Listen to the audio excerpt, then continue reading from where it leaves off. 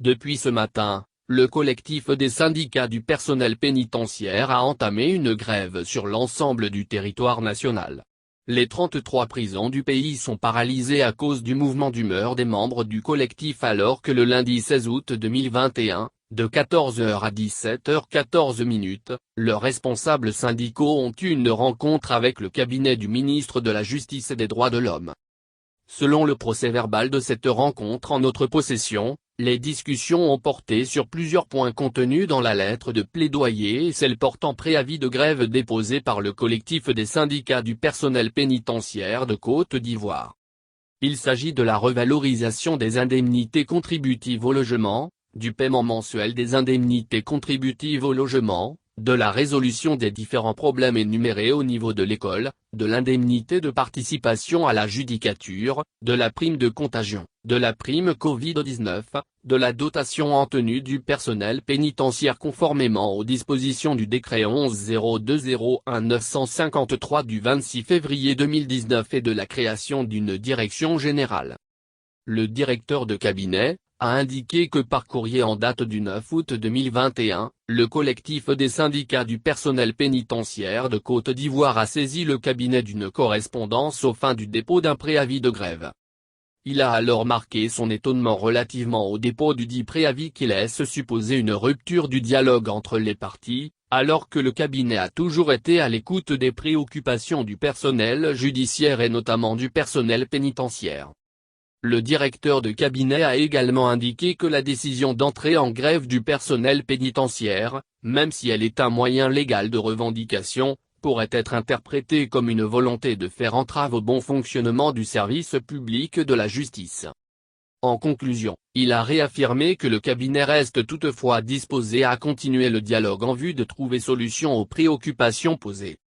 À la suite de son intervention, le personnel pénitentiaire, par l'intermédiaire de l'E. Kouassi Paul B du syndicat national du personnel de l'administration pénitentiaire, SYNAPAPSY, a pris la parole. Au nom du collectif des syndicats du personnel pénitentiaire, il a présenté les préoccupations contenues dans leur correspondance.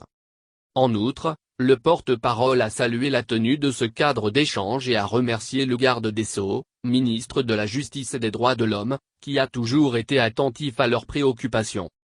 Au terme des échanges sur les différentes préoccupations, plusieurs propositions ont été faites par le cabinet. Sur la revalorisation des indemnités contributives au logement, il ressort que le problème repose sur la revalorisation du montant et le mode de paiement.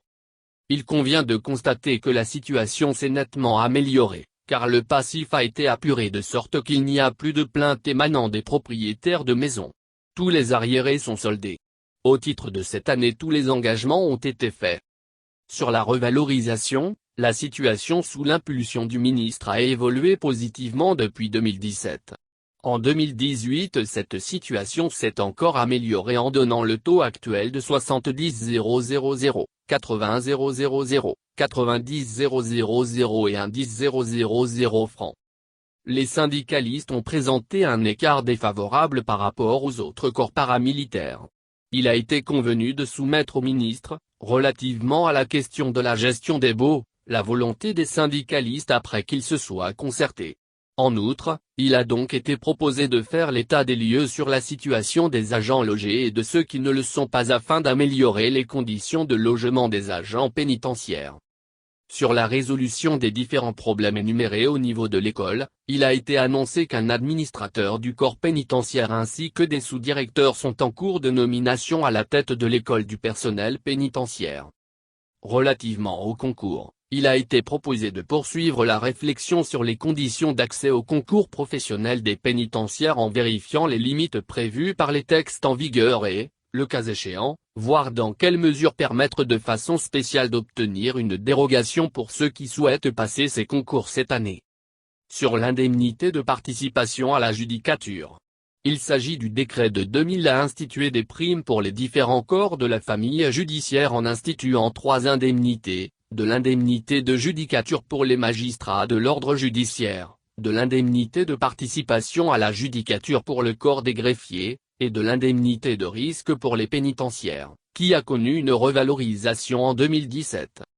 Comme mentionné dans le procès-verbal, il sera difficile de revaloriser cette indemnité dans le contexte actuel. Cependant, cette question mérite que la réflexion soit poursuivie. Sur la prime de contagion. Cette prime est prévue initialement pour le personnel médical en milieu hospitalier. Il a été décidé de mener la réflexion et de trouver une argumentation précise pour défendre l'octroi d'une prime au personnel pénitentiaire en raison de leur exposition à des risques de contamination dans la gestion de la détention des malades atteints de maladies contagieuses. Il a été proposé de travailler à améliorer les conditions de travail du personnel pénitentiaire en vue de réduire les risques de contamination et d'accroître sensiblement l'hygiène dans les maisons d'arrêt. Sur la prime Covid-19, cette prime objet de revendication de plusieurs corporations est inscrite dans la plateforme des revendications. La direction des services judiciaires et des ressources humaines est membre de cette plateforme. Ainsi il convient de retenir que ce point sera traité globalement au niveau national et non de façon sectorielle. Sur cette question les négociations continuent.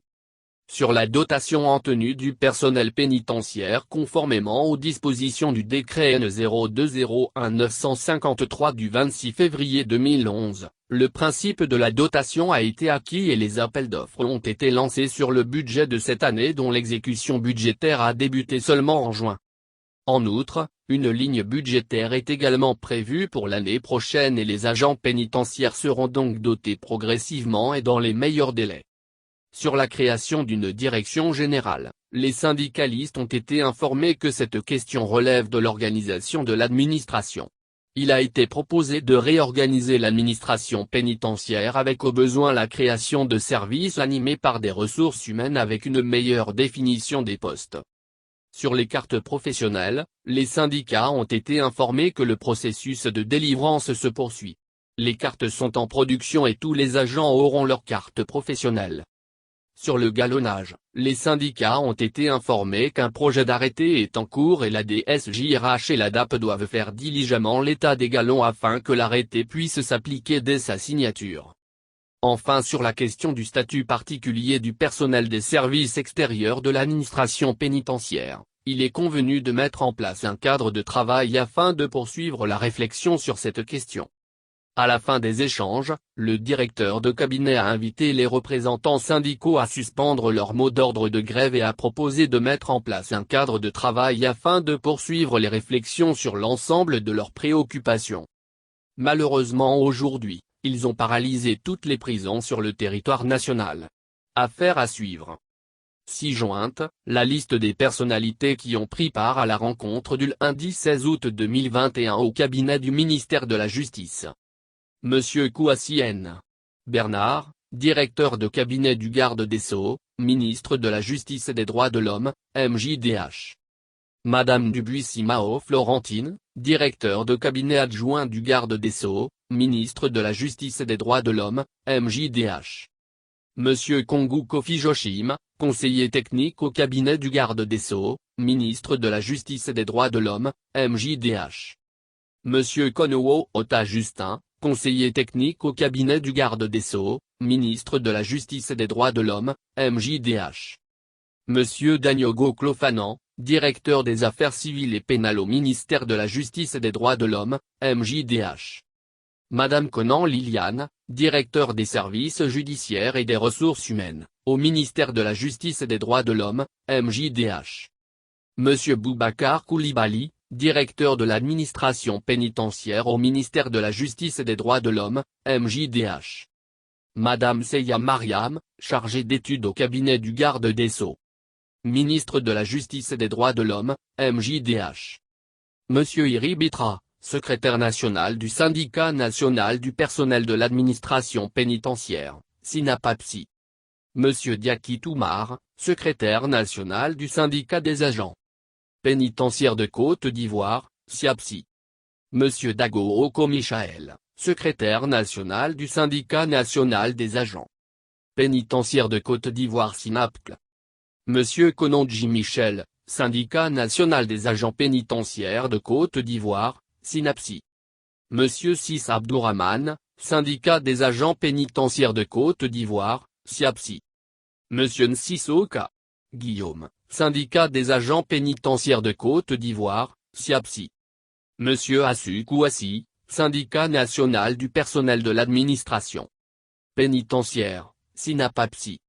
Monsieur Lay Kouassi Paul B, syndicat national du personnel de l'administration pénitentiaire, SYNAPAPSI. Monsieur Didier Yeba, syndicat des agents pénitentiaires de Côte d'Ivoire, SIAPSI. Monsieur Gaha Isaac, syndicat national des agents pénitentiaires de Côte d'Ivoire, SYNAPSI.